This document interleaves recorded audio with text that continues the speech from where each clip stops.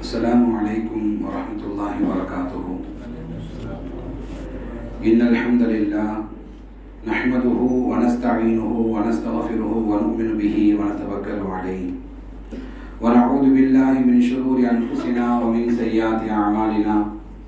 من يهده الله فلا مضل له ومن يضلله فلا هادي له. ونشهد أن لا إله إلا الله وحده لا شريك له وأشهد أن محمدا عبده ورسوله. قال الله تعالى: يا أيها الذين آمنوا اتقوا الله حق تقاته ولا تموتن إلا وأنتم مسلمون. يا أيها الناس اتقوا ربكم الذي خلقكم من نفس واحدة وخلق منها زوجها وبث منهما رجالا كثيرا ونساء واتقوا الله الذي تساءلون به والأرحام إن الله كان عليكم رقيبا. يا أيها الذين آمنوا اتقوا الله وقولوا قولا سديدا يصلح لكم أعمالكم ويغفر لكم ذنوبكم ومن يطع الله ورسوله فقد فاز فوزا عظيما. صدق الله العليم. قال رسول الله صلى الله عليه وسلم: إن أصدق الحديث كتاب الله وأحسن الهدي هدي محمد صلى الله عليه وسلم وشر الأمور محدثاتها وكل محدثة بدعة وكل بدعة ضلالة وكل ضلالة في النار أو كما قال. أما بعد، أوصيكم نفسي أولا بتقوى الله. قال الله تعالى في القرآن الكريم: إنما حرم عليكم الميتة والدم ولحم الخنزير وما أهل به لغير الله فمن اضطر غير باغ ولا عاد فلا إثم عليه إن الله غفور رحيم. صدق الله العلي العظيم. عن عبد الله بن عمر رضي الله عنه أن رجلا سأل النبي صلى الله عليه وسلم: أي الإسلام خير؟ قال: تطعم الطعام وتقرأ السلام علي من عرفت ومن لم تعرف أو كما قال. எல்லா புகழும் புகழ்ச்சியும் இந்த உலகத்தை படைத்து பரிபாலித்து ரச்சித்து நேர்வழி காட்டிய அல்லாஹ் ஒருவனுக்கு உரித்தாகட்டும். மேலும் அல்லாஹுடைய சாந்தியும் சமாதானமும் இந்த உலகத்திற்கு நேர்வழி காட்டியாக அனுப்பப்பட்ட அனைத்து இறைத்தூதர்கள் மீதும், குறிப்பாக இறுதி தூதர் முஹம்மது நபி ஸல்லல்லாஹு அலைஹி வஸல்லம் அவர்கள் மீதும், மேலும் அவருடைய சொல்லையும் செயலையும் தமது உயிரிலும் மேலாக மதித்து வாழ்ந்த சத்திய சஹாபாக்கள் மீதும், அவர்களை மிக சரியான முறையில் பின்பற்றக்கூடிய நல்லோர்கள் அனைவர்கள் மீதும் குறையின்றி என பிரார்த்தனை செய்வதாக ஆரம்பம் செய்கின்றேன். நாம் எப்படி அல்லாஹுடைய இல்லத்தில் நாம் ஒன்று சேர்ந்து இருக்கின்றோமோ, இதே போன்று நாளை மறுமையில் அல்லாஹுடைய திருப்தியை பெற்ற மக்களாக ஜன்னத்துல் ஃபிர்தௌஸ் என்று சொல்லக்கூடிய சொர்க்கத்தில் அல்லாஹு தஆலா நம்மையும் நம் குடும்பத்தாரையும் ஒன்று சேர்ப்பானாக. நம்முடைய பாவங்களை மன்னிப்பானாக. நம்முடைய உறவினர்களில், நம்முடைய நண்பர்களில் நம்மை விட்டு இறந்துவிட்ட அவருடைய கபரை அல்லாஹு தஆலா சொர்க்கத்துடைய பூஞ்சொலை ஆக்குவானாக. நம்மையும் நாளைக்கு மறுமையிலே நல்லவர்கள் கூட்டத்திலே சேர்த்தருள்வானாக என்று பிரார்த்தனை செய்வனாக ஆரம்பம் செய்கின்றேன். அன்பிற்கினிய இஸ்லாமிய சகோதரர்களே, இந்த உரையை இணையத்தில் கேட்டுக்கொள்ளக்கூடிய இஸ்லாமிய சகோதரிகளே, உங்கள் அனைவர்கள் மீதும் அல்லாஹுடைய சாந்தியும் சமாதானம் உண்டாகட்டும் என பிரார்த்தனை செய்வனாக ஆரம்பம் செய்கின்றேன். இன்றைய ஜும்மாவுடைய உரையின் தலைப்பு தவிர்க்கப்பட வேண்டிய விருந்துகள் என தலைப்பின் கீழ் உங்களுக்கு மத்தியில் சில விஷயங்களை சொல்ல ஆசைப்படுகின்றேன். எதற்காக வேண்டி இன்றைய ஜும்மாவுடைய தலைப்பு விருந்து பற்றி எடுக்கப்பட்டிருக்குன்னு சொன்னால், இந்த மாதமும் அடுத்த மாதமும் அதுக்கு அடுத்த மாதமும் தொடர்ந்து திருமண மாதங்களாக இருந்து கொண்டிருக்கின்றன. அது மட்டுமல்லாமல் நம்முடைய சமுதாயத்தில் இன்று புற்றீசல் போன்று பல விருந்துகள் தினந்தோறும் தோன்றிக் கொண்டிருக்கின்றது. அதிலே பல மக்களுக்கு அழைப்பு விடுக்கப்படுகின்றது. அதில் பல மக்கள் புறக்கணிக்கப்படுகின்றார்கள். இதிலே முஸ்லீம்களும் கலந்து கொண்டு அதிலே அவர்கள் தம்மையும் ஒரு பிரமுகராக காட்டிக்கொண்டு அந்த விருந்திலே கலந்து கொள்ளக்கூடிய காட்சியை பார்க்கும்போது, இஸ்லாத்தை குறித்து இது குறித்து தெளிவான விளக்கம் என்ன என்பது நம்முடைய சமுதாயத்துக்கு சொல்வது கடமை என்பதற்காக வேண்டித்தான் தலைப்பு எடுக்கப்பட்டிருக்கின்றது. ஆகவே இஸ்லாம் என்பது வெறுமனே வணக்க வழிபாடுகள், தொழுகை, நோன்பு, ஜக்காத்து இதை மட்டும் சொல்லக்கூடிய மார்க்கம் அல்ல. மாறாக ஒவ்வொரு மனிதனுடைய வாழ்க்கைக்கு அத்தியாவசிய தேவையான அனைத்து விஷயங்களையும் மிக தெளிவான முறையில் எடுத்து சொல்வது ஒவ்வொரு இஸ்லாத்துடைய கடமை என்பதை நமக்கு இஸ்லாம் நமக்கு சொல்லித் தருகின்றது. அந்த அடிப்படையில் விருந்துகளை குறித்து நாம் அதிகமாக ரசிக்கின்றோம். விருந்துக்கு அழைக்கப்பட்டால் உடனடியாக நாம் புத்தாடை அணிந்து கொண்டு சென்று விடுகின்றோம். இல்லை என்று சொன்னால் யாராவது ஒருவர் சென்றால் அவரோடு சேர்ந்து நாமும் கலந்து சென்று அந்த விருந்திலே கலந்து கொண்டு சாப்பிடுவதற்கு ஆசைப்படுகின்றோம். ஆகவே இது குறித்து இஸ்லாத்துடைய பார்வை நாம் தெரிந்து கொண்டோம் என்று சொன்னால் இனி இன்ஷா அல்லாஹ் வரக்கூடிய காலங்கள் சற்று கவனமாக இருக்க முடியும் என்பதற்காக வேண்டித்தான் இந்த தலைப்பு எடுக்கப்பட்டிருக்கின்றது. அன்பிற்கினியவர்களே, ஒருமுறை அப்துல்லா இப்னு அம்ர் ரலியல்லாஹு அன்ஹு அவர்கள் அறிவிக்கின்றார்கள், ஒரு மனிதர் நபி ஸல்லல்லாஹு அலைஹி வஸல்லம் கேட்டார், இஸ்லாத்துடைய சிறந்த பண்பு எது என்பதாக கேட்டார். நபிகள் நாயகம் சொன்னார்கள், பசித்தவருக்கு நீர் உணவளிப்பது என்பதாக சொன்னார்கள். ஆக விருந்தளிப்பது இஸ்லாத்துடைய சிறந்த பண்பு என்பதை அல்லாஹ்வுடைய குறிப்பிட்டு காட்டினார்கள். மேலும் சொன்னார்கள், உனக்கு தெரிந்தவருக்கும் தெரியாதவருக்கும் சலாம் கூறுவதும் என்பதாக நபிகள் நாயகம் அவர்கள் சொன்னதாக புகாரியில் 12வது ஹதீஸாக பதிவு செய்யப்பட்டிருக்கின்றது. ஆக முதலில் நாம் இந்த ஜும்மாவுடைய முதலில் நாம் பார்க்க இருப்பது விருந்துடைய சிறப்பையும் பார்த்து விட்டு இரண்டாவது தான் தடை செய்யப்பட்ட விருந்தை நாம் பார்க்க இருக்கின்றோம். ஆகவே விருந்தளிக்கும் செயலை இஸ்லாம் ஒரு அழகிய காரியமாக, அழகிய பண்பாடாக நமக்கு எடுத்து சொல்கின்றது. ஒவ்வொரு மனிதனும் தம் வசதிக்கேற்ப பிறருக்கு விருந்தளிப்பதை இஸ்லாம் விரும்புகின்றது. விருந்தளிப்பது சிறந்த பண்பு என்பதை அல்லாஹ் நமக்கு சொல்லி தந்திருக்கின்றார்கள். மேலும் சொன்னார்கள், நபிகள் நாயகம் சொன்னார்கள், அல்லாஹையும் மறுமை நாளையும் நம்பிக்கை கொண்ட ஒருவர் தன்னுடைய விருந்தாளியை கண்ணியப்படுத்தட்டும் என்பதாக சொன்னார்கள். மனித பண்பு என்ற அடிப்படையில் விருந்துபச்சாரம் செய்வது விருந்து அளிப்பவன் மீது கட்டாயமான கடமையாக இருந்து கொண்டிருக்கிறார். ஒவ்வொரு முஸ்லீமும் பிற மக்களுக்கு விருந்தளிப்பதை கடமை என்பதை இஸ்லாம் சொல்கின்றது. நபிகள் நாயகம் வரிசையாக சொல்வார்கள், ஒரு முஸ்லீம் இன்னொரு முஸ்லீமுக்கு செய்ய வேண்டிய கடமை என்று 5 விஷயங்களை வரிசைப்படுத்துவார்கள். அதில் 5வது விஷயமாக சொல்வார்கள், விருந்துடைய அழைப்பை ஏற்றுக்கொள்வது என்பதாக சொல்வார்கள். ஆக நம்முடைய வீட்டுக்கு வந்து ஒரு விருந்துக்கு அழைக்கின்றார் என்று சொன்னால் அந்த விருந்து அனுமதிக்கப்பட்ட விருந்தாக இருந்தால், அதான் முக்கியமான பாயிண்ட், அனுமதிக்கப்பட்ட விருந்தாக இருந்தால் அந்த விருந்துடைய அழைப்பை நாம் ஏற்றுக்கொள்ளப்பட வேண்டும். அனுமதிக்கப்படாத விருந்தாக இருந்தால் அந்த விருந்தை நாம் ஏற்றுக்கொள்ள வேண்டிய அவசியம் இல்லை, அந்த விருந்துக்கு செல்ல வேண்டிய அவசியம் இல்லை என்பதை நாம் விளங்கிக் கொள்ள வேண்டும். ஆக அல்லாஹ்வுடைய தூதர்கள் சொன்னார்கள், யாரேனும் ஒரு கூட்டத்தார் ஒருவர் விருந்தாளியாக வந்து அந்த விருந்தாளி உங்கள் வீட்டிலே தங்கி இருந்து மறுநாள் காலை வரை அவர் உபசரிக்கப்படவில்லை என்றால் அந்த மனிதருக்கு பிற முஸ்லீம் உதவி செய்வது கட்டாயமான கடமை என்பதாக சொன்னார்கள். விருந்தளிப்பவர்களுடைய பொருள் அவருடைய விவசாய விளைச்சல் நிலத்திலிருந்து விருந்தாளிக்கு தேவையான அளவுக்கு இரவுக்கு தேவையான விருந்துள்ள அளவுக்கு எடுத்துக்கொள்ளவும் உரிமை உண்டு என்பதாக சொன்னார்கள். ஒரு பெரிய ஒரு பணக்காரர் இருக்கின்றார், அவர் வீட்டுக்கு விருந்தாளி வந்திருக்கின்றார், அந்த விருந்தாளி கவனிக்கப்படவில்லை. இன்னொரு முஸ்லீம் என்ன செய்கிறார் சொன்னால் அவருடைய விவசாய நிலத்திலிருந்து பழங்களை பறித்து அந்த விருந்தாளியை கவனிக்கின்றார் என்று சொன்னால் அவர் மீது பாவம் இல்லை என்பதாக நபிகள் நாயகம் சொன்ன ஹதீஸ் அபூதாவில் 3715 ஹதீஸாக பதிவு செய்யப்பட்டிருக்கிறது. ஆக விருந்துபச்சாரத்தை இஸ்லாம் எந்த அளவுக்கு வரவேற்கிறது என்று சொன்னால் விருந்தாளிகளுக்கு தக்க முறையை கவனிக்க வேண்டும் என்பதை இஸ்லாம் வரிசை முறைப்படுத்தி காட்டுகின்றது. முதலாவது, வீட்டுக்கு வரக்கூடிய விருந்தாளிகளை எதிர்கொண்டு அழைக்க வேண்டும். நம்ம வீட்டுக்கு ஒரு விருந்தாளி வராங்க என்று சொன்னால் அவர்களுக்கு முகம் கொடுத்து நாம் வரவேற்க வேண்டும், முக மலர்ச்சியோடு அவர்களை வரவேற்க வேண்டும். இரண்டாவது, இனிய சொல்லை கொண்டு அவரை வரவேற்க வேண்டும். வாங்க உள்ள வாங்க உட்காருங்க என்பதாக சொல்ல வேண்டும். எங்க வாரத்துக்கு 3 நாள் வரீங்க, நீங்க வேற வேலையா இல்லையா என்ற வார்த்தையெல்லாம் பயன்படுத்தாமல் இனிய சொற்களை கொண்டு அவர்கள் அழைக்க வேண்டும். மூன்றாவதாக, சலாம் கூறி அஹ்லம் வசஹலா, வருக வருக உங்கள் வரவு நல்வரவாகட்டும் என்பதாக நாம் சொல்லி வரவேற்க வேண்டும். வெல்கம் என்பதாக சொல்கின்றோம், வருக என்பதாக சொல்லலாம், இல்ல அரபியிலே அஹ்லம் வசஹலா என்பதாக சொல்லலாம், அல்லது அஸ்ஸலாமு அலைக்கும் வரஹ்மத்துல்லாஹி என்பதாக சொல்லி நாம் வரவேற்க வேண்டும். நான்காவது, விருந்தாளியை எழுந்து நின்று வரவேற்க வேண்டும். நாம் அமர்ந்து இருக்கணும் என்று சொன்னால் கதவு திறந்து விருந்தாளி வந்தவுடனே நாம் தலையை ஆட்டுவது சிறந்த பண்பாக இல்லை. ஆகவே நம்மில் வயதில் குறைந்தவராக இருந்தாலும் சரி, வயதில் முதியவராக இருந்தாலும் சரி, நாம் அந்த விருந்தாளியை எழுந்திருந்து வரவேற்க வேண்டும். ஐந்தாவது, அந்த விருந்தாளிக்கு மகிழ்ச்சியான செய்திகளை சொல்ல வேண்டும். அவர் ஒரு விஷயத்தை சொல்றாரு, நான் வியாபாரம் ஆரம்பித்திருக்கேன் என்று சொன்னால் உடனடியாக அந்த வியாபாரத்தை அல்லாஹ் பரக்கத் செய்யட்டும், உங்கள் வியாபாரம் நல்ல வியாபாரமாகட்டும், ஹலாலான வியாபாரமாகட்டும் என்பதாக சுப செய்திகளை சொல்ல வேண்டும்.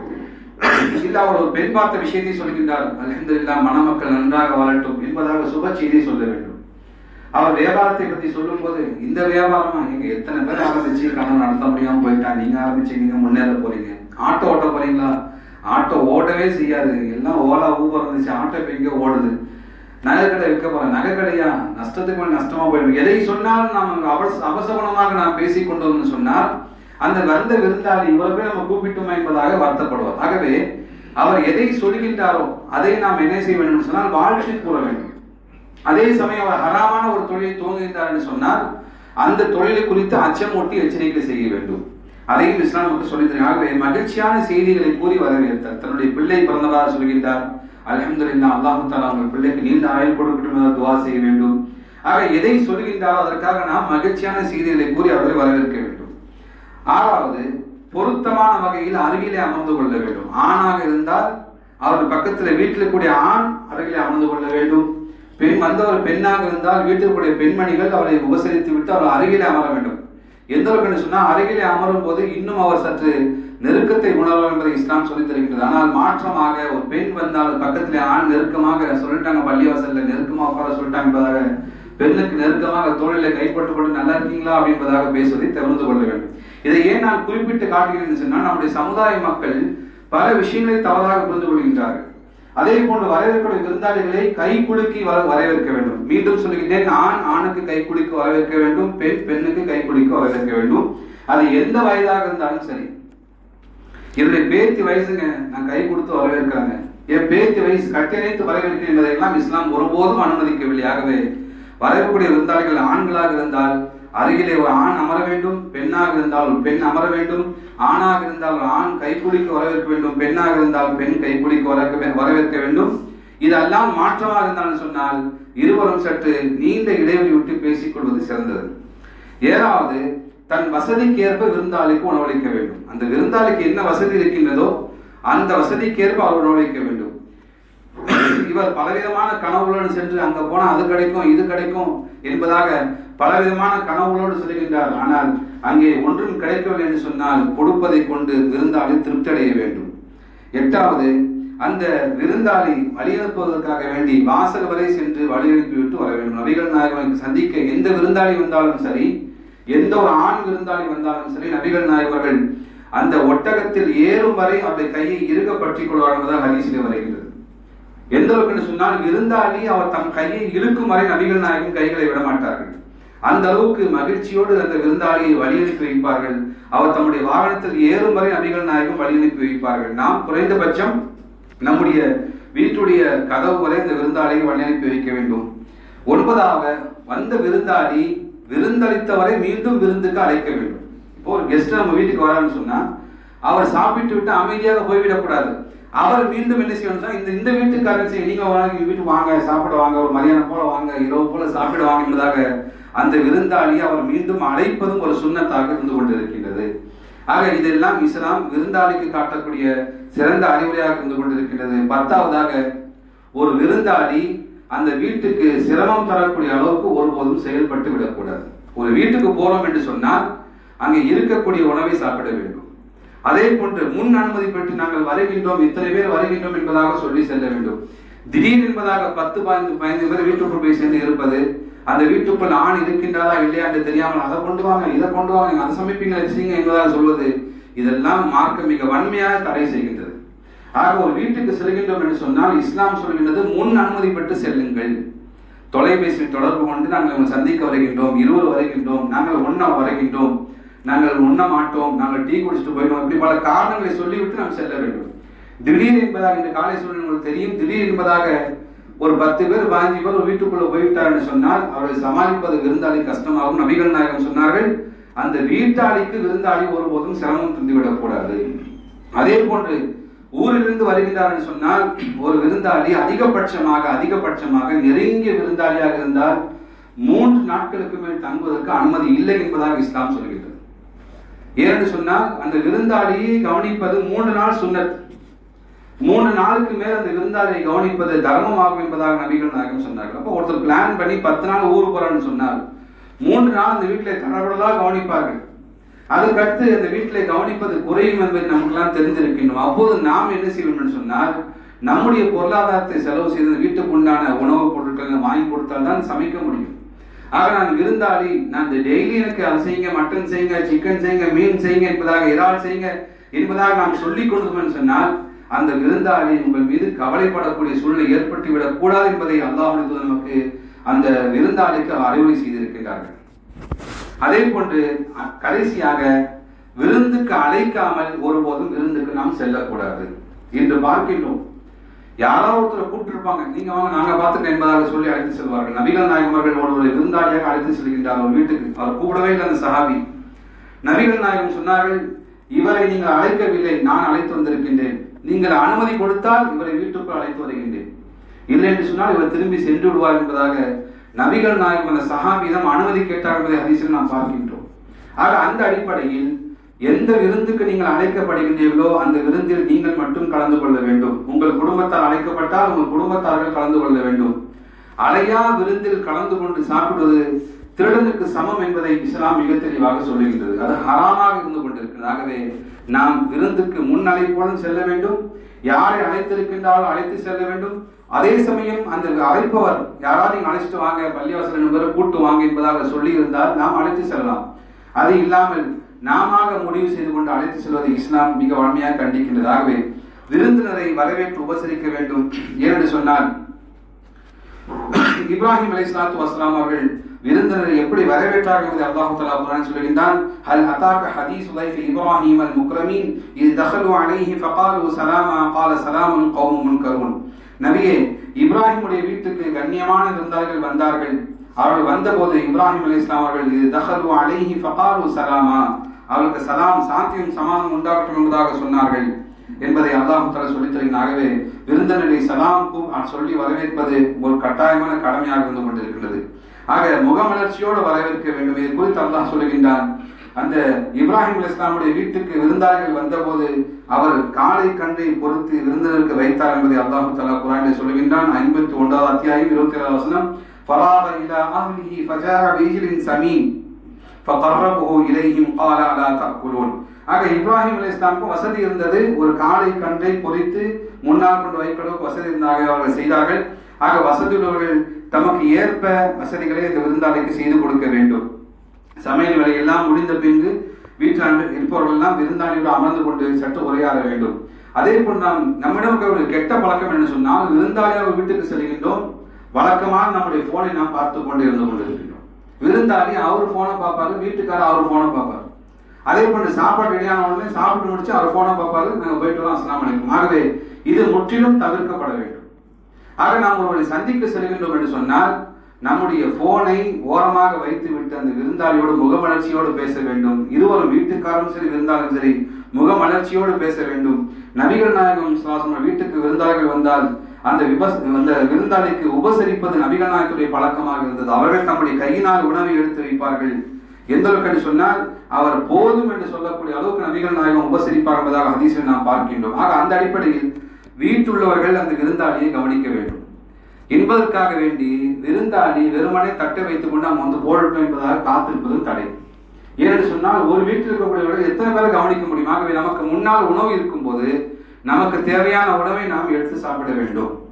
அதை விடுத்து இல்லை அவங்க வந்து போடட்டும், அப்போ போட்டதான் அதிகமாக போடுவாங்க, நம்ம குறைவா போட்டுருப்போம், அவங்க போட்டதான் பீஸோட போடுவாங்க, நம்ம போட்டா வெறும் பீஸ்லாம் போடும் என்பதாக சொல்லி நாம் தாமதித்து கொண்டு இருக்கக்கூடாது. ஆகவே நம்மால் முடிந்த தேவையான அளவுக்கு நாம் உணவை சாப்பிட வேண்டும். அதே போன்று வீட்டுக்காரர்களும் முடிந்த அளவுக்கு இந்த அளவுக்கு கவனிக்க முடியும், அந்த அளவுக்கு விருந்தாளிகளை கண்ணியப்படுத்தும் என்பதை இஸ்லாம் மிக தெளிவாக சொல்லித் தருகின்றது. அதே போன்று நபி ஸல்லல்லாஹு அலைஹி வஸல்லம் விருந்து கொடுப்பதில் ஒரு சிறந்த ஒரு முன்மாதிரியாக இருந்தார்கள். இஸ்லாம் அந்த மக்களுக்கு முன்னால் சொல்வதற்கு முன்னால் நபிகள் நாயகம் நபி என்பதாக ஆகுவதற்கு முன்னால் விருந்தாளிகளை நபிகள் நாயகம் கவனித்துக் கொண்டிருந்தார்கள்.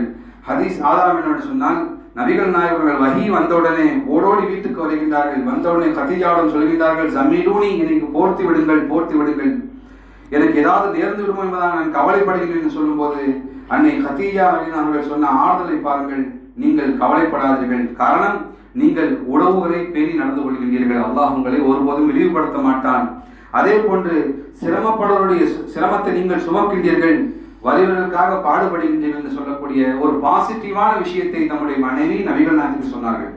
அந்த வரிசையில் சொன்ன முக்கியமான விஷயம், நீங்கள் விருந்தினர்களை உபசரிக்கின்றீர்கள், இங்கே வரக்கூடிய எல்லா விருந்தினர்களும் நீங்கள் உபசரிக்கின்றீர்கள், கண்ணியமாக நடந்து கொள்கின்றீர்களாகவே நீங்கள் ஒருபோதும் அச்சப்பட வேண்டியதில்லை என்று சொன்ன ஹதீஸ் புகாரியில் 3வது ஹதீஸாக பதிவு செய்யப்பட்டிருக்கிறது. ஆகவே இஸ்லாத்துக்கு முன்பாக மக்களும் இஸ்லாம் பரவுவதற்கு முன்பாக நபிகள் நாயகர்கள் விருந்தாளியோடு நல்ல முறையில் பழகி இருக்கின்றார்கள். ஆக இஸ்லாம் அந்த மக்களுக்கு மத்தியிலே சொன்ன பிறகு கூட அந்த விருந்தாளிக்கு உபசரிக்கக்கூடிய பண்பை நபிகள் நாயகம் அதிகமாக அதுக்கு அறிவுரை சொல்லி இருக்கின்றார்கள். அதே போன்ற சஹாபாக்களை எடுத்துக்கொள்ளும் என்று சொன்னால், அவர்கள் வீட்டுக்கு விருந்தாளி வந்து விட்டால் தம்மை விட அந்த விருந்தாளிக்கு மிக சிறந்த முறையில் உபசரித்தார்கள் என்ற நீண்ட வரலாற்று சம்பவம் உங்களுக்கு தெரியும். ஆகவே அந்த அளவுக்கு சஹாபாக்களும் சரி விருந்தாளிகளை உபசரிப்பதில் மிக ஆர்வமாக இருந்தார்கள். சஹாபாக்கள் பள்ளிவாசலுக்குள் ஏதாவது வெளிநபர் வந்து விட்டால் சஹாபாக்கள் எதிர்பார்த்து காத்திருப்பார்கள். அவர்கிட்ட போய் கேட்கணும், நீங்க சாப்பிட்டீங்களான்னு கேட்கணும், சாப்பாடு வேணுமான்னு கேட்கணும், வாங்கி தர வேண்டும் என்பதற்காக வேண்டி சஹாபாக்கள் ஆர்வமாக இருப்பார்கள். ஆக ஒரு மனிதர் தொடர்ந்து 3 நாளைக்கு பள்ளிவாசல் வருகின்றார் என்று சொன்னால் அவரை கண்காணித்து அவருக்கு உதவுவதில் சஹாபாக்கள் ஒருவருக்கு ஒரு போட்டி போட்டுக் கொள்வார் என்ற வரலாற்று நிகழ்வெல்லாம் நாம் தெரிந்திருக்கின்றோம். ஆக நாம் பள்ளிவாசலுக்கு வருகின்றோம் என்று சொன்னால் ஏதோ ஏழை உதவி கேட்டு வருகின்றார், நீங்கள் உதவி செய்த ஒரு புறம் இருக்கட்டும், அவரிடம் ஒரு வார்த்தை அன்பாக நீங்கள் சாப்பிட்டீர்களா, இல்லை சாப்பாடு வாங்கி தரட்டுமா என்பதாக வாங்கி கொடுத்தால் அதை விட சிறந்த தர்மம் சிறந்த நன்மை ஏதும் இல்லை என்பதை நாம் விளங்கிக் கொள்ள வேண்டும். குறைந்தபட்சம் அந்த விருந்தாளிக்கு, மஸ்ஜிதுக்கு வந்திருக்கின்ற விருந்தாளிகளுக்கு நாம் உணவு வாங்கி கொடுக்க வேண்டும். அதிகபட்சமாக நாம் நம்ம வீட்டுக்கு அழைத்து சென்று உணவு கொடுக்கலாம். ஆனால் இந்த கால சூழ்நிலையில் முடியாது. ஆகவே நாம் அவருக்கு தேவையான உணவை வாங்கி தர வேண்டும். அதே போன்று அந்த வந்த விருந்தாளியும் உணவை பெற்றுக்கொண்டால், ஒரு உணவை பெற்றுக்கொண்டால் போதும் என்பதாக மற்றொரு உணவை மறுத்து விட வேண்டும். சில பள்ளிவாச வாசல்ல பாருங்க, வெள்ளிக்கிழமை எல்லாம் இருக்கக்கூடிய யாசைகள் தொடர்ந்து 10-20 உணவு வாங்கி கொண்டே இருப்பார்கள், மக்கள் கொடுத்து கொண்டே இருப்பார்கள். இது வீண் விரயமாகும். ஆகவே நபிகள் நாயகம் இருவருக்கும் அறிவுரை சொல்கின்றார்கள், உங்களுக்கு தேவையான உணவை நீங்கள் பெற்றுக்கொண்டால் நீங்கள் போதுமாக்கிக் கொள்ளுங்கள். அதே போன்று யாராவது உணவு கேட்டு வந்தால் அவர்களுக்கு உணவளிங்கள் என்பதை இஸ்லாம் நமக்கு சொல்லித் தருகின்றது. ஆகவே இதெல்லாம் விருந்தாளிகளுக்கு கவனிக்க வேண்டிய, உபசரிக்க வேண்டிய பண்பை இஸ்லாம் மிக நீளமாக சொல்லித் தருகின்றது. விருந்தாளிகள் நம்முடைய வீட்டுக்கு வருவதன் காரணமாக நம்முடைய பாவங்கள் மன்னிக்கப்படுகின்றன என்பதாக நபிகள் நாயகம் சொன்னார்கள். விருந்தாளிகள் மலக்குமார்கள் என்பதாகவும் சிறப்பித்து சொல்லப்பட்டு இருக்கின்றது. ஆக விருந்தாளிகள் வீட்டுக்கு வரும்போது அவர்கள் நல்ல முறையில் நடந்து கொள்ள வேண்டும்.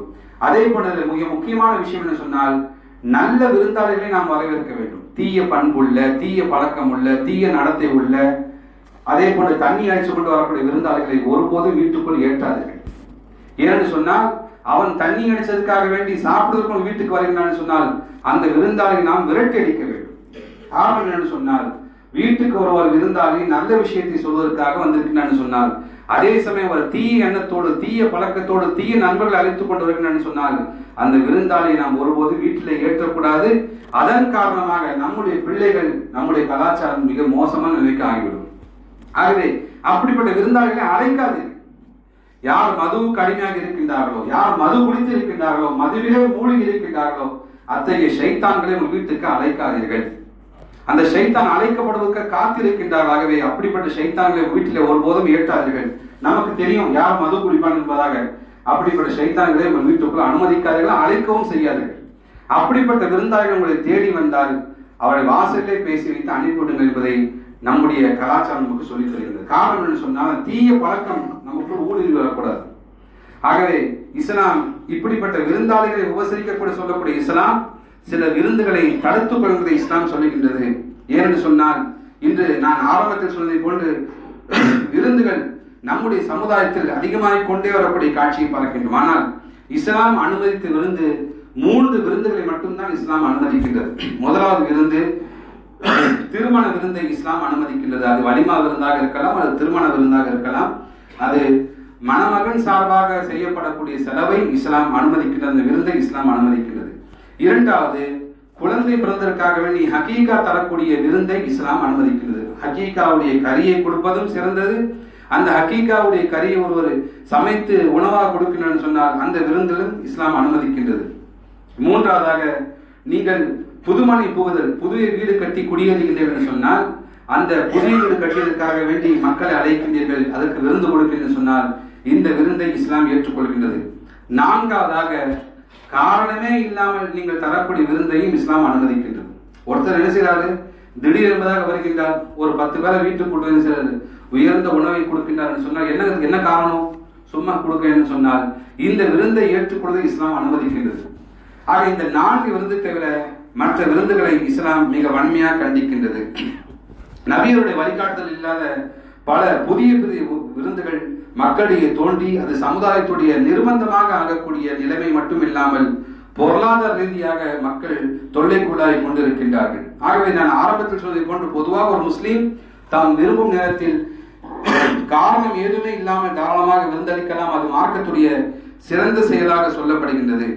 ஆக ஒரு விருந்து கொடுக்கின்றார் என்று சொன்னால் அவர் இந்த நாள் தான் கொடுக்க வேண்டும், இந்த தினம் தான் கொடுக்க வேண்டும் என்பதாக இல்லை. எப்போது விரும்புகின்றாரோ அவர் தாராளமாக விருந்து கொடுத்து விடலாம். ஆக இதை பார்த்து வசதி அற்ற மக்கள் கடன் வாங்கி நாமும் அப்படி செய்ய வேண்டும் என்ற நிலைக்கு நாம் ஒருபோதும் ஆளாக்கிவிடக்கூடாது. ஆக முதலாக இஸ்லாம் தடுக்கக்கூடிய விருந்து என்னவென்று சொன்னால், தடை செய்யப்பட்ட ஹராமான விருந்து எதுவென்று சொன்னால், செல்வந்தர்கள் மட்டும் அழைக்கப்பட்டு ஏழைகள் புறக்கணிக்கக்கூடிய விருந்துதான் விருந்தில் மிக கெட்ட விருந்து என்பதாக நபிகள் நாயகம் ஸல்லல்லாஹு அலைஹி வஸல்லம் சொன்னார்கள். இன்று பார்க்கின்றோம் எத்தனையோ திருமணங்கள் நல்ல வசதியானவர்கள் மட்டும் அழைக்கப்படுவார்கள். தம்முடைய ஊர்க்காரர்கள், நான் சொல்வதை போன்ற என்னுடைய பாஷையில் சொல்ல வேண்டும் என்று சொன்னால் தம்முடைய ஜாதிக்காரர்கள் அவர்களை மட்டும் அழைப்பார்கள். அவர்கள் அருகிலே ஒரு ஏழை இருப்பார், அந்த ஏழை அழைக்கப்பட மாட்டார். இன்று பெரிய பெரிய திருமணங்களை பார்க்கின்றோம், வசதியானவர்கள் அழைக்கப்பட்டு ஏழைகள் புறக்கணிக்கப்படுவார்கள். அந்த விருந்தில் வசதியானவர்கள் கலந்து கொள்வதும் தவறு என்பதை இஸ்லாம் சொல்கிறது. ஆக நபிகள் நாயகம் சொன்னார்கள், செல்வந்தர்கள் அழைக்கப்பட்டு ஏழைகள் புறக்கணிக்கக்கூடிய விருந்தில் மிக கெட்ட விருந்து என்பதாக சொன்னார்கள். மேலும் இரண்டாவது பார்ப்போம் என்று சொன்னால், எந்த விருந்தில் ஆடல் பாடல் நிகழ்ச்சிகள் நடக்கின்றதோ, கச்சேரி நடக்கின்றதோ, டான்ஸ் நடக்கின்றதோ, அந்த விருந்துகளில் ஒருபோதும் கலந்து கொள்ள வேண்டாம் என்பதாக நபிகள் நாயகம் சொன்னார்கள். இன்று பார்க்கின்றோம் மாற்று மருத்துவர்கள், நம்முடைய கடையிலே வேலை செய்யக்கூடியவர்கள், நம்முடைய அண்டை வீட்டார், நம்முடைய உறவினர், பக்கத்து ஊருக்கார் என்பதாக சொல்லி மாற்று மருத்துவர்கள் தம் திருமணத்துக்கு அழைக்கின்றார்கள். நாமும் திருமணத்துக்கு செல்கின்றோம் என்று சொன்னால் அங்கே ஆடல் பாடல் நிகழ்ச்சிகள் எல்லாம் நடக்குது, எல்லாம் நாம் கலந்து கொண்டு அங்கே உணவருந்து வருகின்றோம் என்று சொன்னால் இது மிகப்பெரிய ஒரு தீய பழக்கம் என்பதை இஸ்லாம் நமக்கு சொல்லித் தருகின்றதாகவே எந்த விருந்துகளில் ஆடல் பாடல் நிகழ்ச்சிகள் கச்சேரிகள் நடக்கின்றதோ அந்த நிகழ்ச்சிகளுடைய விருந்தை புறக்கணிக்க என்பதாக நமக்கு இஸ்லாம் சொல்லித் தருகின்றது. காரணம், அலி ரலியல்லாஹு அன்ஹு ஒரு முறை நபி ஸல்லல்லாஹு அலைஹி வஸல்லம் வீட்டுக்கு விருந்துக்கு அழைத்தார்கள். நபி ஸல்லல்லாஹு அலைஹி வஸல்லம் அந்த வீட்டுக்கு போறாங்க, தன்னுடைய மருமக வீட்டுக்கு போறாங்க. அந்த வீட்டுல ஸ்கிரீன்ல ஒரு உருவப்படம் இருந்துச்சு. அதை பார்த்தோம் நபிகள் நாயகம் சொன்னார்கள், நான் வரமாட்டேன் என்பதாக சொல்லி சென்று விட்டார்கள். வெறும் உருவப்படம் இருந்த வீட்டுக்கே நபிகள் நாயகம் விருந்துக்கு நான் வரமாட்டேன் என்பதாக சொல்லி சென்று விட்டான்னு சொன்னார். அங்கே ஆடல் பாடல் நிகழ்ச்சிகள் வீட்டுக்கு நாம் செல்வது எந்த அளவுக்கு தவறு என்பதை தெரிந்து கொள்ள வேண்டும். அப்படிப்பட்ட விருந்துகளில் ஒருபோதும் நாம் கலந்து கொள்ளக்கூடாது. மூன்றாவதாக பார்ப்போம் என்று சொன்னால், எந்த விருந்தில் மதுபானம் பரிமாறப்படுகின்றதோ அந்த விருந்தில் ஒருபோதும் கலந்து கொள்ள வேண்டாம். இன்னைக்கு ஃபேஷனா போச்சு. நாங்கள் மதுபானம் குடிப்பதில்லை, நாம போய் வெஜிடேரியன் சாப்பிட்டு வந்துடுவோம். ஆனால் அங்கே மதுபானம் பரிமாறப்படும் என்பதாக இருந்தால் அந்த விருந்திலும் ஒருபோதும் கலந்து கொள்ள வேண்டாம் என்பதாக அல்லாஹ் சொன்ன ஹதீஸ் நசையில் திருமதியில் பதிவு செய்யப்பட்டிருக்கிறது. ஆகவே அல்லாஹையும் மறுமையினாலும் யார் நம்புகின்றாரோ அவர் மதுபானம் பரிமாறப்படும் விருந்துகளில் அமரவே வேண்டாம் என்பதாக நபிகள் நாயகம் ஸல்லல்லாஹு அலைஹி வஸல்லம் சொன்னார்கள்.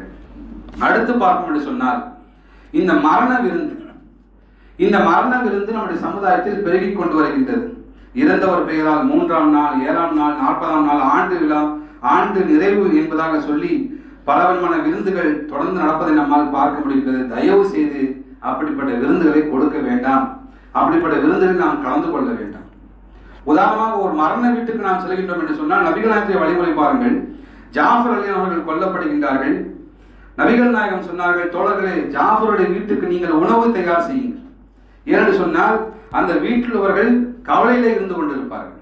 ஒரு இறந்து போன வீட்டில் உள்ளவங்க என்ன செய்வாங்க, சோகத்தில் இருப்பாங்க, துக்கத்தில் இருப்பாங்க. ஆகவே அவருடைய வீட்டுக்கு நாம் ஏதாவது கொண்டு செல்ல வேண்டும். உணவோ, தண்ணீரோ, டீயோ ஏதாவது ஒன்று என்ன செய்ய வேண்டும், எடுத்துக்கொண்டு அந்த வீட்டுக்காரர்கள் நாம் கொடுக்க வேண்டும். ஆனால் இது என்ன செய்கிறார் சொன்னால், அந்த வீட்டில் இருந்து கொண்டு முதல் கத்தத்திலிருந்து கடைசி கத்தம் வரை அந்த வீட்டிலே அமர்ந்து கொண்டு சாப்பிடக்கூடிய காட்சியை பார்க்கின்றோம். அதற்காக ஆர்டர் கொடுக்கப்பட்டு ஒரு 4000 பேர் சாப்பாடு செய்யுங்க வீட்டுக்கு வரான்னு சொல்லி அதற்காக அவர்கள் ஜாதிக்காரெல்லாம் அழைக்கப்பட்டு அவர்களெல்லாம் வந்து சாப்பிட்டுக் கொள்ள செல்லக்கூடிய செய்தியை நாம் பார்க்கணும் என்று சொன்னால் இந்த மரண விருந்தை இஸ்லாம் தடை செய்கின்றது. மேலும் ஜாஃபர் அலி அவர்கள் அறிவிக்கின்றார்கள், இறந்தவருடைய குடும்பத்தாரிடம் கூட்டமாக கூடுவதையும் அடக்கம் செய்யப்பட்ட பின் விருந்து தயாரிப்பதையும் ஒப்பாரி வைப்பதற்கு ஒரு பங்கு என்பதாக நாங்கள் கருதி வந்தோம் என்பதாக ஜாஃபர் அவர்கள் அறிவிக்கின்றார்கள். அப்போ இறந்து போன அடக்கம் செய்து விட்டார்கள் என்று சொன்னால் அவருடைய நண்பர்கள், உறவினர், குடும்பத்தாரிடம் நாம் சலாம் சொல்லி ஆறுதல் சொல்லிவிட்டு நாம் நம்முடைய வீட்டுக்கு சென்று விட வேண்டும். ஆனால் என்ன ஆயிடுச்சு, இப்போ அடக்கப்பட்டு செய்யப்பட்டோம்னா அந்த கும்பல் அப்படியே பள்ளிவாசல் கும்பல் அப்படியே வீட்டுக்கு வரும். எதுக்கு என்று சொன்னால் இரவு சாப்பாட்டுக்காக வேண்டி. ஆக இரவு சாப்பாட்டுக்கு இங்கே சாப்பிட்டு செல்வதை அவர்கள் சொல்வார்கள், இது ஒப்பாரி வைப்பதில் ஒரு பங்கு போல் எனக்கு தெரிகின்றதாக சொல்கின்றார். ஆகவே இதையும் நாம் தவிர்த்து கொள்ள வேண்டும். ஆக விருந்து என்பது மகிழ்ச்சியாக வழங்கப்படக்கூடிய ஒன்று, குடும்ப உறுப்பினர்கள் இழந்திருக்கும் போது அவர்களுடைய மனம் கவலைக்குள் இருக்கும். அந்த வீட்டில் சாப்பிடுவது மனிதாபிமானமற்ற செயலாகவே மனிதாபிமானமற்ற இந்த மரண விருந்துகளை முற்றிலும் ஒழிக்கப்பட வேண்டும். அடுத்து பார்ப்போம் என்று சொன்னால் கொடியேற்றம், கந்தூரி, நேர்ச்சை விருந்துகள், இதெல்லாம் பார்ப்போம் என்று சொன்னால் ஊரிலே பெருமையாக சொல்கின்றார்கள். கந்தூரியாது தந்தூரியாது, நாங்கள் இந்த விருந்து கொடுக்க தான் செய்வோம், இது நாங்கள் காலகாலமாக கொடுக்கணும் என்பதை சொல்லி அந்த கொடியேற்றத்திற்காக வேண்டி அந்த ஊர் மக்களுக்காக வேண்டி உணவு கொடுக்க வேண்டும் சொன்னால் இதுவும் ஹராமான விருந்து. நாகூர் ஆண்டவருக்காக வேண்டி, மொய்தீர் ஆண்டவருக்காக வேண்டி இந்த முஸ்லிம் சமுதாய மக்கள் சில பிராணிகளை அறுத்து விருந்து கொடுக்கின்றார்கள் சொன்னால் அது தடுக்கப்பட்ட விருந்து. காரணம், நான் முதல் வசனத்தில் ஓதிய வசனத்தை அல்லாஹ் சொல்லியிருக்கின்றான், இன்னமா ஹர்ரம, உங்கள் மீது ஹராமாக்கப்பட்டிருக்கின்றது, அலைக்குமுல் மைத்தத, இறந்து போனவை, வத்தம, இரத்தம், வலஹ்மல் ஹின்சீரி, பண்டியின் இறைச்சி சொல்லி அல்லாஹ் சொல்கிறான், வமா உஹில்ல லில்லாஹி பிஹி, அல்லாஹ்வுடைய பெயர் சொல்லி அறுக்கப்படாத உணவு உங்களுக்கு ஹராம் என்பதாக அல்லாஹ் சொல்லி தருகின்றான். ஆகவே இங்கே அவுலியாக்களுடைய பெயரால் அறுக்கப்படுகின்றதாகவே அதை நாம் முற்றிலுமாக தவிர்த்து கொள்ள வேண்டும். ஆனால் அவுலியாவுடைய பெயருக்கு சொன்னால் அங்க பிஸ்மில்லா அல்லாஹ் அறுக்கப்படுகிறது. யாருக்காக கொடுக்கப்படுகின்றது? நோக்கம் என்ன? நாம் குர்பானி கொடுக்கின்றோம், அல்லாஹ் நம் மீது குர்பானியை கடமையாக்கி இருக்கின்றான் என்பதற்காக வேண்டி அல்லாஹ்வுடைய பெயரிலே நாம் குர்பானி கொடுக்கின்றோம், நாம் புசிக்கின்றோம். ஆனால் இங்கே கொடியேற்றம், தர்காவிலே கொடுக்கக்கூடிய குர்பானிகள், கொடுக்கக்கூடிய ஆடுகள் எல்லாம் அல்லாஹ்வுடைய பெயர் சொல்லப்பட்டு அந்த அவுலியாக்காக வேண்டி கொடுக்கப்படுகிறதாகவே இதை இஸ்லாம் தடை என்பதாக சொல்லித் தருகின்றது. காரணம், அல்லாஹ் சொல்லுகின்றான், அல்லாஹுக்காக வேண்டி அறுக்கப்படக்கூடிய மாமிசமோ இரத்தமோ அவனை சென்று அடைவதில்லை, உங்கள் உள்ளத்திற்குரிய பக்தி மட்டும்தான் அல்லாஹை சென்று அடைகின்றது. அதே போன்று இந்த அவுலியாக்காக வேண்டி செய்யக்கூடிய குர்பானி அந்த அவுலியாவுடைய பக்தி மட்டும் அடையும் என்ற ஒரு எண்ணம் என்பதால் அதையும் ஹராம் என்பதை இஸ்லாம் சொல்லித் தருகின்றது. அடுத்து பார்ப்போம் என்று சொன்னால் அனாச்சாரமான விருந்துகள் நாட்டிலே பெருகிக் கொண்டு வருகின்றது. கத்னா சுன்னத்திற்காக வேண்டி விருந்து தரக்கூடிய காட்சியை பார்க்கின்றோம். கத்னா விருந்தை பற்றி உஸ்மான் பின் அபீஸ் ரலியல்லாஹு அறிவிக்கின்றார்கள், அந்த அழைப்பை அவர்கள் ஏற்க மறுத்து விட்டார்கள். கத்னாவுக்காக வேண்டி விருந்துகளை நாங்கள் அழைத்தோம், அவர்கள் மறுத்து விட்டார்கள். சொன்னார்கள், நபி ஸல்லல்லாஹு அலைஹி வஸல்லம் நாங்கள் கத்னாவுக்கும் செல்ல மாட்டோம், அழைக்கப்படவும் மாட்டோம் என்பதாக சொன்னார்கள். இது அஹ்மத் தப்ரானில் பதிவு செய்யப்பட்ட ஹதீஸ். ஹசன் அவர்கள் அறிவிக்கின்றார்கள், இன்று சுன்னத் கத்னாவுக்காக வேண்டி விருந்தரக்கூடிய காட்சியை பார்க்கின்றோம், அதிலே மொய் எழுதக்கூடிய, அதிலே பெருமைப்படக்கூடிய காட்சியை பார்க்கின்றோம். மார்க்கத்தில் சுன்னத் என்று வலியுறுத்தப்பட்ட கத்னா என்ற நிகழ்ச்சிக்கே விருந்து இல்லை என்பதை நாம் புரிந்து கொள்ள வேண்டும். ஆனால் இன்று சமுதாயத்தில் பெண்ணும் பருவமடைந்தால் விருந்து கொடுக்கப்படுகின்றது, காது மூக்கு குத்தினால் விருந்து கொடுக்கப்படுகின்றது, பிறந்த நாள், நினைவு நாள் போன்ற பலவிதமான விஷயங்களுக்காக வேண்டி விருந்து கொடுக்கப்படுகிறது. இது முற்றிலும் தடை செய்யப்பட்ட ஹராமான விருந்து என்பதில் எந்த ஒரு சந்தேகம் இல்லை. இறுதியாக கடைசியாக இந்த ஹஜ்ஜு உம்ராவுக்கு செல்லக்கூடியவர்கள் தரக்கூடிய விருந்து. ஒரு ஹஜ்ஜுக்கோ உம்ராவுக்கோ செல்கின்றார்கள் சொன்னால் அதை என்ன செய்கின்றார்? ஊராரெல்லாம் கூப்பிட்டு ஒரு வாரத்துக்கு முன்னாடி வந்துருங்க, நான் இன்ஷால்லா அடுத்த வாரம் ஹஜ்ஜுக்கு போறேன், அடுத்த வாரம் உம்ராவுக்கு போறேன், என் சாப்பாடு வீட்டில் குடும்பத்தோடு வந்துருங்க சொன்னானே. அதற்காக அவர் செய்யக்கூடிய கடமையை விளம்பரப்படுத்தும் நோக்கோடு மக்கள் அழைக்கப்பட்டு அதில் விருந்தளிக்கப்படுகின்றது. இது மிகப்பெரிய ஒரு தவறான விஷயமாகும். காரணம், நாம் செய்யக்கூடிய ஹஜ் அல்லாஹுக்காக வேண்டி இருக்க வேண்டும், நாம் செய்யக்கூடிய உம்ரா அல்லாஹுடைய திருப்திக்காக இருக்க வேண்டும். ஆக இது ஆடம்பரமான அனாச்சாரமான அப்படிப்பட்ட விருந்தை நாம் முற்றிலுமாக தவிர்த்து கொள்ள வேண்டும். அதே போன்று பிற மத பண்டிகையின் போது தரப்படக்கூடிய விருந்து, முஸ்லீம் அல்லாத மக்கள் நமக்கு விருந்து கொடுக்கின்றார்கள் சொன்னால் அந்த விருந்தை நாம் ஏற்றுக்கொள்ளலாம். ஆனால் அதில் ஹராமான, விலக்கப்பட்ட, அதாவது அல்லாஹுடைய பெயர் சொல்லி அறுக்கப்படாத பிராணிகள் இருந்தால் அந்த விருந்து கலந்து கொள்ளக்கூடாது. மதுபானங்கள் பரிமாறப்பட்டால் கலந்து கொள்ளக்கூடாது. அவர்கள் வெஜிடேரியன் உணவு நமக்கு கொடுக்கிறான்னு சொன்னால் அந்த உணவை நாம் தாராளமாக ஏற்றுக்கொள்ளலாம். அதே போன்று வேதம் வழங்கப்பட்டோர் விருந்து, அதாவது முஸ்லீம் அல்லாத கிறிஸ்துவர்கள், யூதர்கள் தரக்கூடிய விருந்தையும் இஸ்லாம் நமக்கு அனுமதிக்கின்றது. குர்ஆனுடைய 5வது அத்தியாயம் 5வது வசனத்தில் அல்லாஹ் சொல்கின்றான், அல் யௌம உஹில்லு லக்கும் தய்யிபாத் வ தஆமுல் லதீன ஊதுல் கிதாப ஹில்லுல் லக்கும் வ தஆமுக்கும் ஹில்லுல் லஹும். இன்று முதல் உங்களுக்கு உண்ண உணவை பரிசுத்தமானவை அனுமதிக்கப்பட்டிருக்கின்றது. வேதக்காரர்கள், யூதர்கள், கிறிஸ்துவருடைய உணவு உங்களுக்கு ஆகுமானக்கப்பட்டது, உங்களுடைய உணவும் அவளுக்கு ஆகுமானதாக என்பதாக அல்லாஹ் சொல்லித் தருகின்றான். ஆகவே அந்த வேதக்காரர்களும் நமக்கு அல்லாஹுடைய பெயர் சொல்லி அறுக்கப்படாத உணவுகள் கொடுப்பார்கள் சொன்னால் அந்த உணவை நாம் மறுத்து விட வேண்டும். ஆக இறுதியாக தவிர்க்கப்படக்கூடிய விருந்துகள் உங்களுக்கு கவனித்துக் கொண்டு வருகின்ற முதலாவது, செல்வந்தர்கள் அழைக்கப்பட்டு ஏழைகள் புறக்கணிக்கப்பட்ட விருந்தை நாம் தவிர்த்து கொள்ள வேண்டும். இரண்டாவது, விருந்தளிக்கும் இடத்திலே மார்க்கத்துக்கு புறமான ஆடல் பாடல் கச்சேரிகள் இருந்தால் அதை நாம் தவிர்த்து கொள்ள வேண்டும். மூன்றாவது, எந்த விருந்திலே மதுபானம் பரிமாறப்படுகின்ற அந்த விருந்தை நாம் தவிர்த்து கொள்ள வேண்டும். நான்காவது, மரண விருந்தை நாம் தவிர்த்து கொள்ள வேண்டும். ஐந்தாவது, கொடியேற்றம் கந்தூரி நேர்ச்சிக்காக தரக்கூடிய விருந்து நாம் தவிர்த்து கொள்ள வேண்டும். ஆறாவது, அனாச்சாரமான விருந்துகள் சுன்னத் கத்தனா, அதே போன்று பெண்கள் பருவமடைதல், காது மூக்கு குத்துதல், பிறந்தநாள் விருந்து, நினைநாள் விருந்தை தவிர்த்து கொள்ள வேண்டும். ஏழாவதாக, திருமணத்தை முன்னிட்டு அளிக்கப்படக்கூடிய விருந்தை நாம் தவிர்த்து கொள்ள வேண்டும். எட்டாவதாக, திருமண நிச்சயதார்த்த விருந்து, வளைகாப்பு விருந்து, இதெல்லாம் இன்னைக்கு ரொம்ப ஃபேமஸா இருக்கு. இதை நாம் தவிர்த்து கொள்ள வேண்டும். ஒன்பதாவதாக, உம்ரா ஹஜ்ஜின் பெயரால் நடத்தப்படக்கூடிய விருந்தை நாம் தவிர்த்து கொள்ள வேண்டும். அதே போன்று பிற மதத்தவர்கள் ஹராமான உணவை நமக்கு கொடுத்தால் அந்த விருந்தை நாம் தவிர்த்து கொள்ள வேண்டும். இதையெல்லாம் புரிந்து விளங்கி அல்லாஹ் நமக்கு எதை அனுமதித்திருக்கிறானோ அந்த விருந்தை மட்டும் ஏற்று விருந்தாளிகளை உபசரிக்கக்கூடிய நல்ல முறையிலே உபசரிக்கக்கூடிய நன்மக்களாக அல்லாஹ் ஆக்கி அருள்வானாக. அவர்கள் எந்த நோக்கத்திற்கு நம்முடைய வீட்டுக்கு வந்திருக்கின்றார்களோ அந்த நோக்கத்தை அல்லாஹ் தஆலா பரிபூர்ணமாக்கி வைத்து இம்மையிலும் மறுமையிலும் நல்ல விருந்தாளிகள் நம்முடைய வீட்டுக்கு வரக்கூடிய பாக்கியத்தை அல்லாஹ் தந்தருள்வானாக. நாமும் அல்லாஹ்வுடைய விருந்தாளியாக காபாவை சென்று சந்திக்கக்கூடிய பாக்கியத்தை அல்லாஹ் நம்ம அனைவரும் தந்தருள்வானாக. பாரக் அல்லாஹ் பாரக்